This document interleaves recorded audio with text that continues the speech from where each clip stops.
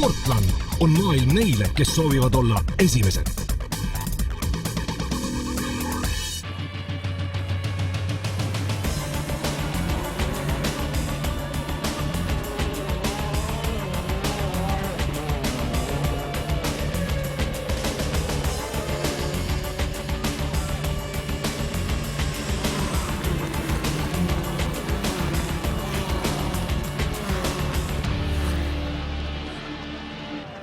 Mootorid mürisevad täna Kosel.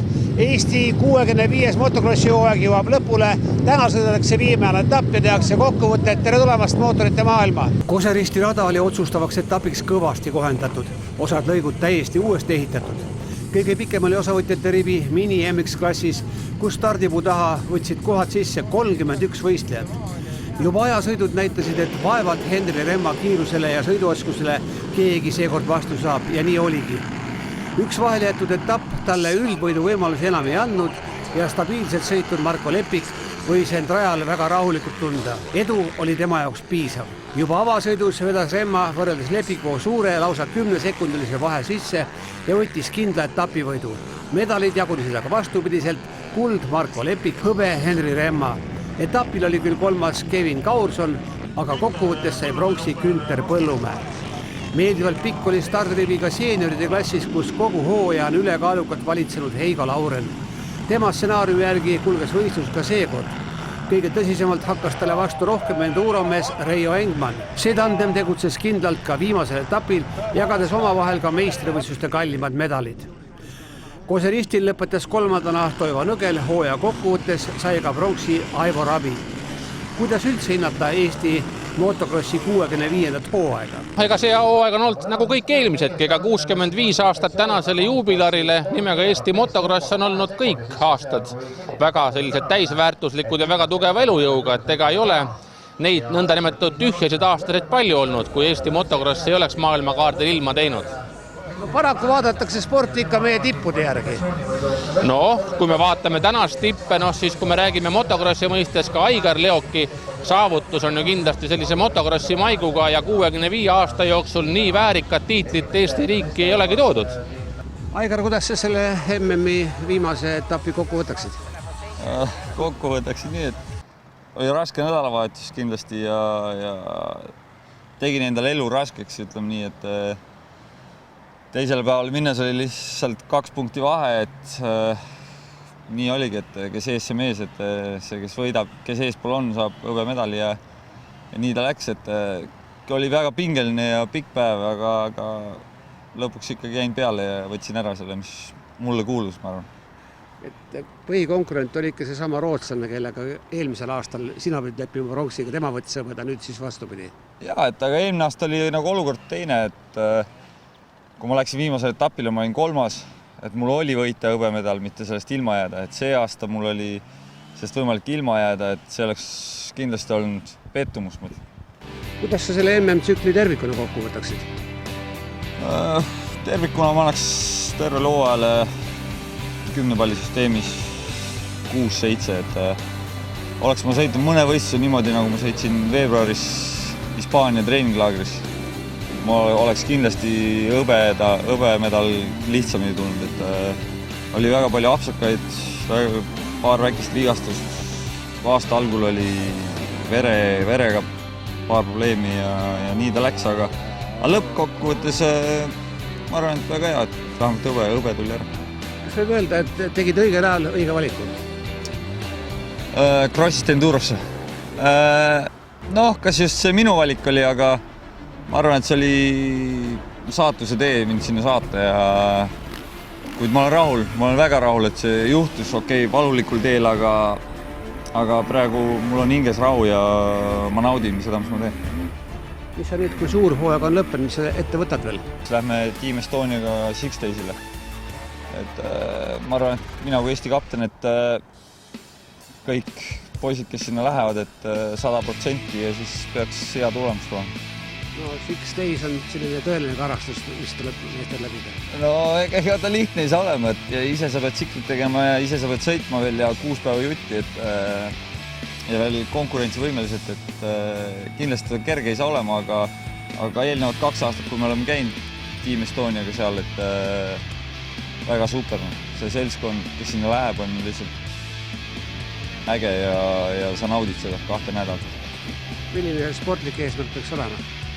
Sportlik eesmärk on anda endast 100% ja tulla finišisse, et see finiš on kõige tähtsam ja siis vaadata, kus see tulemus tuleb.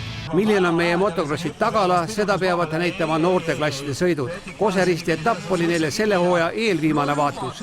65-stel pidasid ägeda lahingu Henri Vesilind, Allar Pent ja Meiko Vetik. Selles järjestused nad ka lõpetasid. Üldliider on samuti Vesilind, kuid omad võimalused on teistelgi.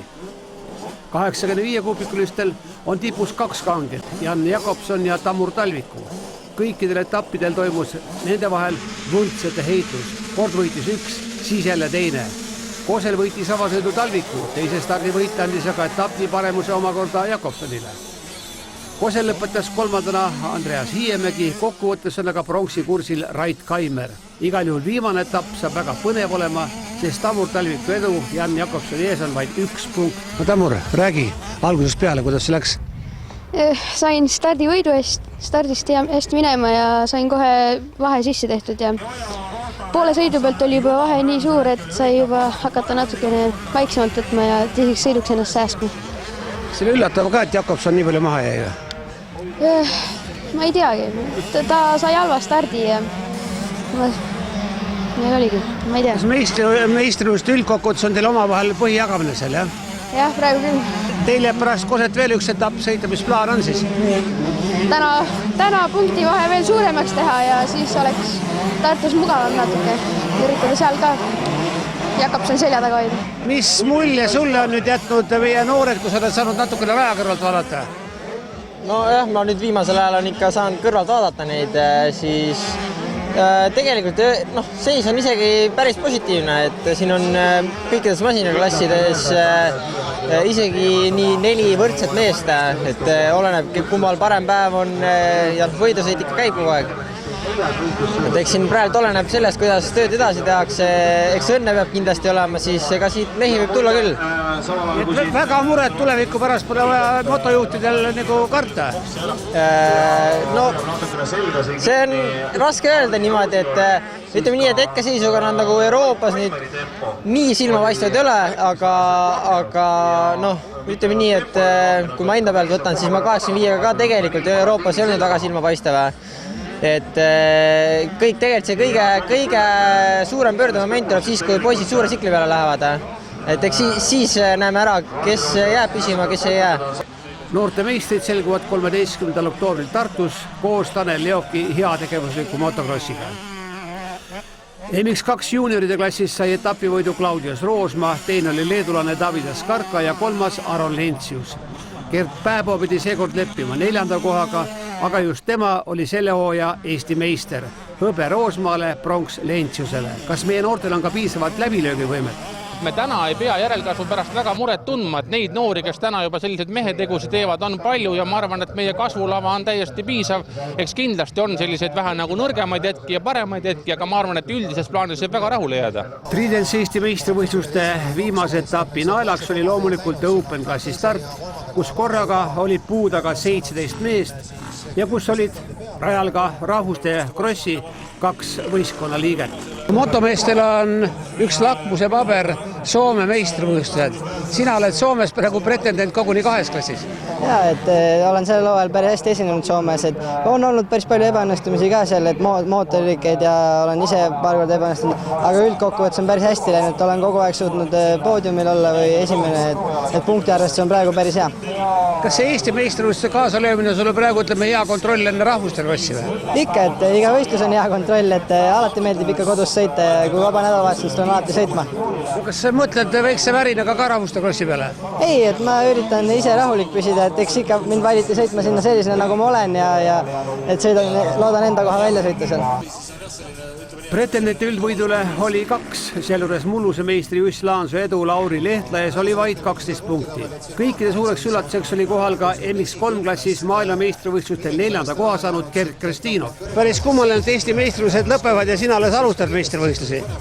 Ja kuna mul hooaeg on nagu nii tihe see aasta olnud, et see MX3 värk tuli kalendrisse ja need Briti omad, mis ma lepinguliselt pean kaasa tegema. Et ei ole nagu aega siin Eestis võistelda, aga nüüd tekkis vaba nädalavahetus ja võtsin kokku ennast, kuigi ajagraafik on nii tihe, et väsinud juba natuke hooaja lõpust, aga võtsin kokku ja natuke Eesti fännide jaoks ka vähe siin natuke pakkuda mingit konkurentsi. Ajasõit on just lõppenud, mis see sulle näitas?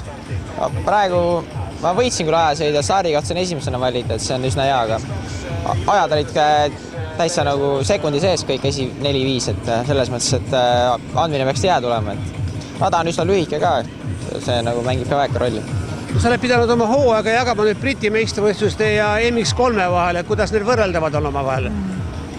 Annab võrrelda küll selles mõttes, et ma ikkagi hindan, see Briti omad on nagu konkurentsi on nagu tihedam ja esiots on ikkagi päris kiire. No ega MX3 ka, et ma olin 4, et selles mõttes, et ka ikkagi need Kesk-Euroopa kutid, kes seal sõidavad oma koduradade peale, et need on ikkagi kiired ja ei ole nagu lihtne vastu saada. Et ma ühe etapi suutsin võita, ühel 3. olla ja ülejäänud olin napid poodiumid väljas kogu aeg, et ega lihtne ei olnud.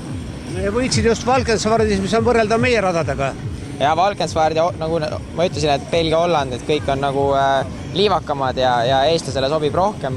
Mul on endal tunne parem liiva sees ja kiirust jagub ka rohkem, et siis seal ja nagu ütleme, et nagu nii raske võita, et tuli hästi seal. Avasõidus tegi kõige parema stardi MX1 klassi maailmameistrivõistlustel punktimees olnud Lauri Lehtla, kes hoidis üle poole sõidust liidri kohta, siis aga surusid mööda nii Juss Laanso kui Gerd Kristinov. Sõidu võitiski Juss Laanso, siduri purunemine sundis katkestama Gerd Kristinovi ja nii päästis Lehtla endale Indrek Mägi ees veel 2. koha. Lohutuseks oli stardivõidu preemia.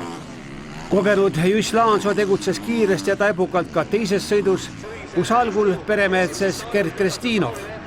Väga targalt sõitnud Juss Laanso tegi taas võimsa lõpu, püüdis Kristinovi kinni ja mitte ainult, surus veel möödagi ja võttis magusa võidu. Supersõidud tegi ka MX2 klassi Eesti meistriks tulnud Karel Kutsar. Kui avasõidus oli ta absoluutarvesse 4, siis 2. sõidus juba 3. Karel Kutsar, palju õnne, Eesti meistritiitel taskus, ega sa hooaja algul vist küll nii kõrget poodiumi kohta ei lootnud? Aitäh, aga hooaja alguses oli ka plaan, et kindlasti Eesti meistritiitel, aga nüüd, kuna Priit ennast vigastas ära, et selle oli mul natuke kergem. Et Priit oli ikka hulkmaati kiirem. Tundus nii, et sa Andre Parki nagu ei vaadanudki rajal, vaatasid rohkem juba suure siklimehi. No eks üritan, et anda ennast ikka, et võistleda suurtega koos, et kui välismaal tahaks nagu üldse tahad kuhugi kõrgele jõuda, et siis on vaja ikka tükk maad kiiremaks saada. Kuidas oma stardiga rahule jäid? Start ei olnud kõige parem, sain kohe üle stardipuum minnes, sõideti mind karpi ja suutsin mingi 6. või 5. välja tulla sealt, et sõidu lõpuosa oli väga võimas. No sõidu lõpp ja, et õnneks väsimust ei tulnud peale ja suutsin anda ennast parima. Veel viimase etapi eel olid MX2 klassi võiduvõimalused ka Andre Pargil, Karel Kutsari vastu ta seekord aga ei saanud. Medal tuli ära ja mul on hea meel, et ma ikkagi olen siin poodiumi kohal ja kuigi see hooaeg on läinud üle kivide känduda, et katkestamisi on olnud ja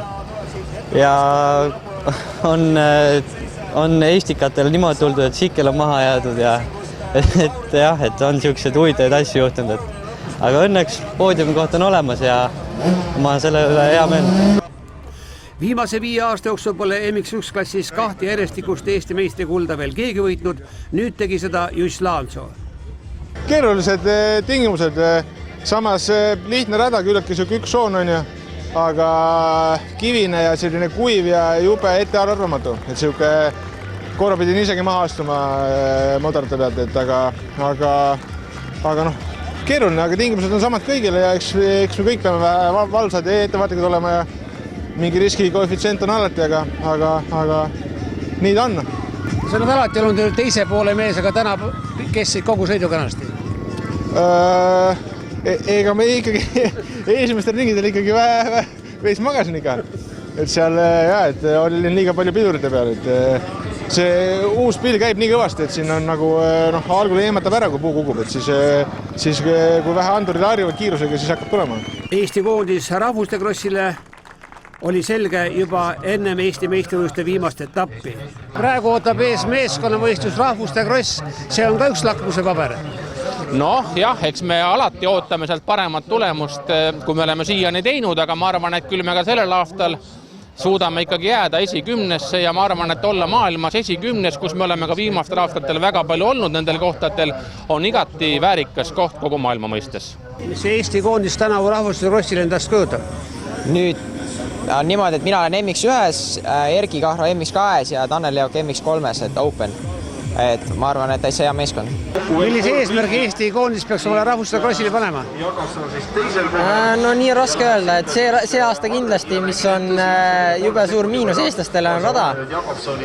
Et eelmine aasta oli ju enam ideaalsemaid tingimusi saa olla, et liiva sees, aga see aasta on niisugune kõva betonka mäed ja viimati, kui ta seal oli, siis oli suht nagu nikerdamine ka, et aga ma usun, et ikka A-finaali mehed suudavad ära sõita, et sellega ei tohiks probleemi olla, et kui Tann oma töö ära teeb, siis ikkagi ei ole midagi lootusetut.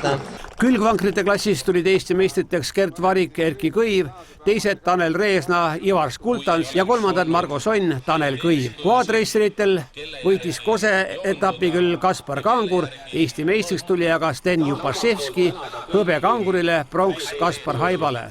Samal ajal noppis meie parim quadimees Priit Järvlo Euroopa meistrivõistlustel 4. koha. Kodune motokrossi hooaeg jätkub nüüd kestvuskrossидega. Tänaseks kõik, aitäh vaatamast, mootorite maailmas kohtume taas järgmisel pühapäeval, seniks kõike head.